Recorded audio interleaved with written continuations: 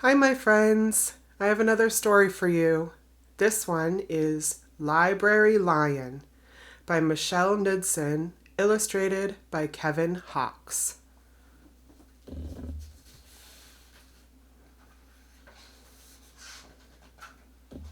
Ooh, it has a little card in here. There's the lion, probably headed towards the library.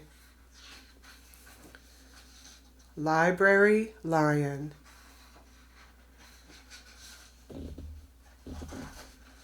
One day, a lion came to the library.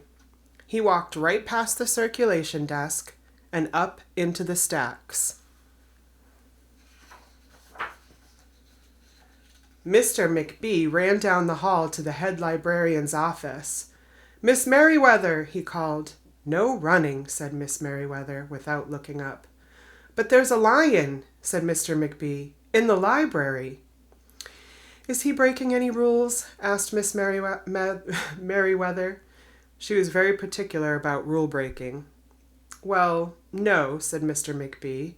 "Not really." "Then leave him be," she said. The lion wandered all around the library. He sniffed the card catalog. He rubbed his head against the new book collection. Then he padded over to the story corner and went to sleep. No one was sure what to do.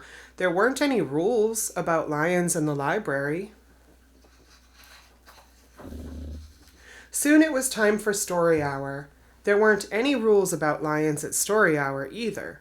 The story lady seemed a little nervous, but she read out the first book's title in a good, clear voice.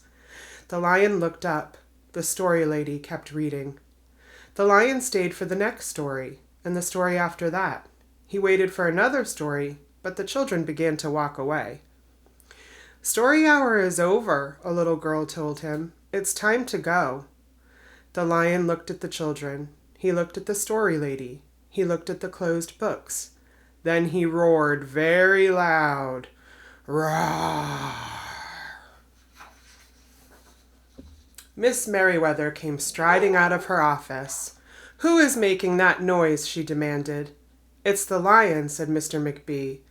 Miss Merriweather marched over to the lion. "If you cannot be quiet, you will have to leave," she said in a stern voice. "Those are the rules." The lion kept roaring. He sounded sad. The little girl tugged on Miss Merriweather's dress.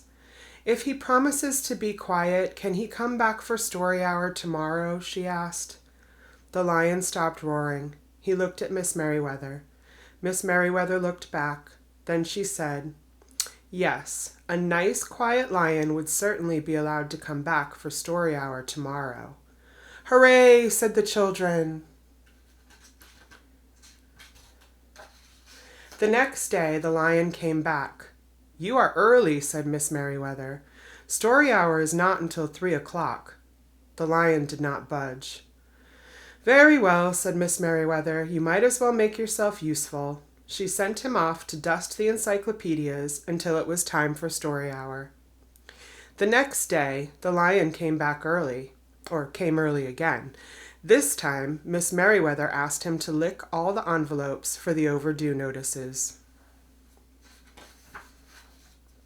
Soon the lion began doing things without being asked. He dusted the encyclopedias, he licked the envelopes, he let small children stand on his back to reach books on the highest shelves. Then he curled up in the story corner to wait for story hour to begin. At first, the people in the library were nervous about the lion, but soon they got used to having him around. In fact, he seemed very well suited for the library. His big feet were quiet on the library floor. He made a comfy backrest for the children at story hour, and he never roared in the library any more. "What a helpful lion," people said. They patted his soft head as he walked by. "How did we ever get along without him?" Mr. McBee scowled when he heard that. They had always gotten along fine before. No lions were needed. Lions, he thought, could not understand rules. They did not belong in the library. One day, after he had dusted all the encyclopedias and licked all the envelopes and helped all the small children, the lion padded down the hall to Miss Merriweather's office to see what else there was to do. There was still some time left before story hour. "Hello, Lion," said Miss Merriweather. "I know something you can do. You can bring a book back into the stacks for me. Let me just get it down from the shelf." Miss Merriweather stepped up onto the step stool. The book was out of reach. Miss Merriweather stood on her toes. She stretched out her fingers.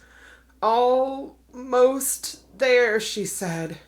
Then Miss Merriweather stretched a little too far. "Ouch," said Miss Merriweather softly, but she did not get up. "Mr. McBee," she called after a minute. "Mr. McBee." But Mr. McBee was at the circulation desk. He could not hear her calling. "Lion," said Miss Merriweather, "please go and get Mr. McBee." The lion ran down the hall. "No running," Miss Merriweather called after him. The lion put his big front paws up on the circulation desk and looked at Mr. McBee. "Go away, Lion," said Mr. McBee. "I'm busy." The lion whined. He pointed his nose down the hall toward Miss Merriweather's office. Mr. McBee ignored him. Finally, the lion did the only thing he could think to do. He looked Mr. McBee right in the eye. Then he opened his mouth very wide, and he roared the loudest roar he had ever roared in his life. "Roar!"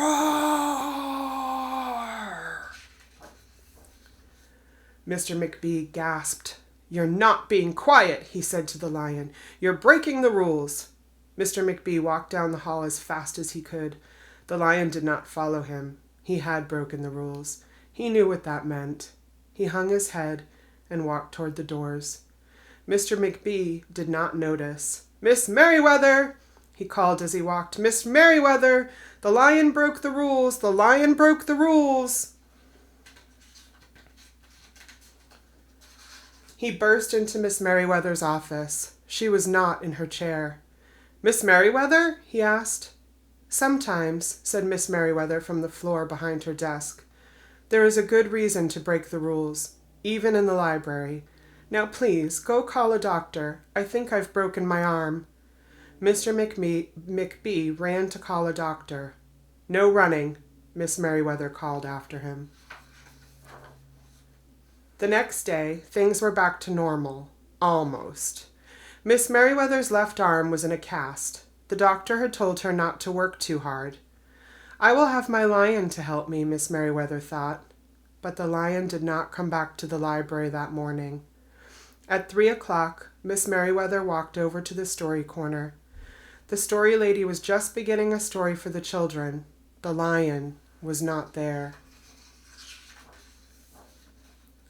People in the library kept looking up from their books and computer screens, hoping they would see a familiar furry face, but the lion did not come that day.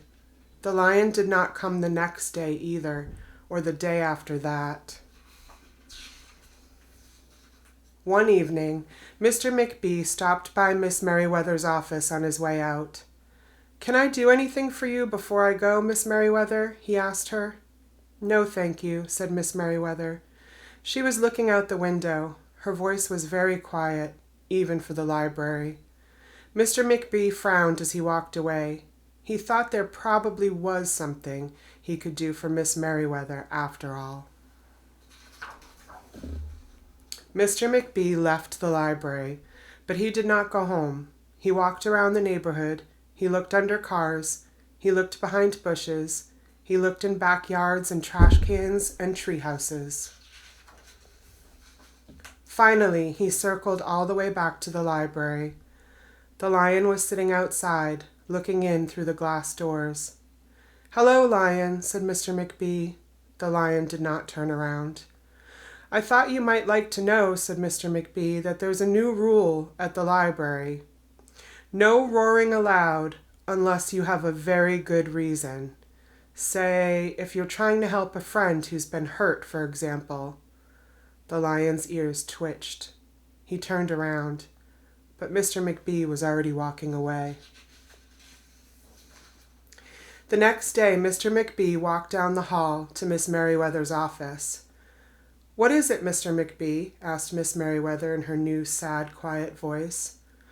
"I thought you might like to know," said Mr. McB, "that there's a lion in the library." Miss Merriweather jumped up from her chair and ran down the hall. Mr. McB smiled. "No running," he called after her. Miss Merriweather didn't listen. Sometimes there was a good reason to break the rules, even in the library.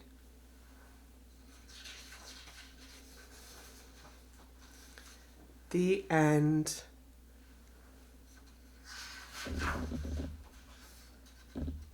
The lion is so happy.